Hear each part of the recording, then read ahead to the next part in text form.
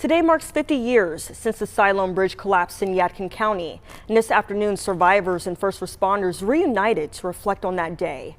Our Joshua Davis spoke with some of the people who were there the night of the collapse about its impact on the community 5 decades later.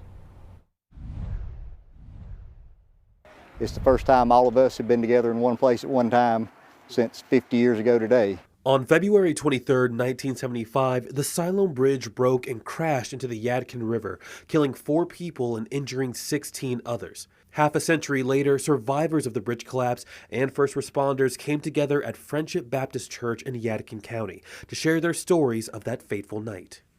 It's unreal. Not able to really explain how it feels, but it's humbling.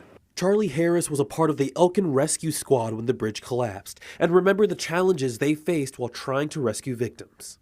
There were people on the other side. We couldn't even see with the lights to see anybody on the other side. It was so foggy. We went up the ramp.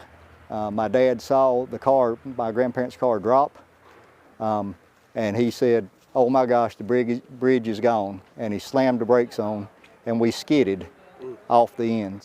Graham Atkinson, along with his mom, dad, sister, and aunt, survived the bridge collapse, but his grandparents were among the 4 victims who lost their lives. He told me the ceremony and the wreath laying served 2 purposes.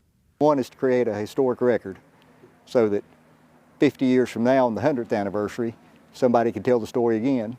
And the other one is to provide those that were involved a chance to continue to heal. In Yadkin County, I'm Joshua Davis for WXII 12 News.